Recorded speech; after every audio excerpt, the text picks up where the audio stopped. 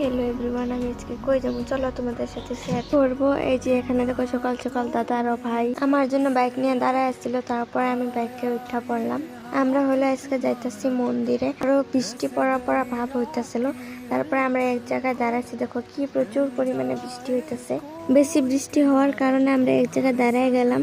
আর ওই যে দেখো আমি ভিজা পুরো একেবারে শেষ। আধা ঘন্টা আমরা রক্ষে আসছিলাম, তাও বৃষ্টি কমে নাই। তারপরে দেরি করে লাভ নাই ভাইবা, আমরা বৃষ্টিতে ভিজতে ভিজতে যাইতাছি। তারপর ভিজতে ভিজতে এই যে আমরা আইসা পড়ছি মন্দিরে। দাদা এই যে দেখো ফুলগুলা ধুইতাছে, আমিও পাটা ধুয়া মন্দিরে যাইতাছি। আমাদেরকে তো বলা হয় না কোন মন্দিরে আইছি। এই মন্দির কে কে চিনে একটু কমেন্ট করে কয়ে দিবা। এই মন্দিরটার নাম হলো নাগরিজুলি মন্দির। আর এই যে আমরা এখানে আইসি দেখো পূজা করতে। ওইখানে দেখো দাদা আরো ভাই আরো কে কে রক্ষা রয়েছে পূজা দিতে। আর এটা দেখো ভিতরে ঠাকুর। আমাদের পূজা কমপ্লিট হয়ে গেল, তারপরে আমরা যাবো আরেকটা মন্দিরে। আমরা এখন বেরো পড়ছি নাগরিজুলি মন্দির থেকে।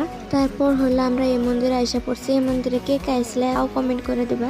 আমাদের এই মন্দিরেও পূজা কমপ্লিট হয়ে গেল। এখানের ফুলগুলা দেখো কি সুন্দর হয়েছে। তারপর ওইখান থেকে আমরা কিছু ফুল গাছ নিয়ে নিলাম।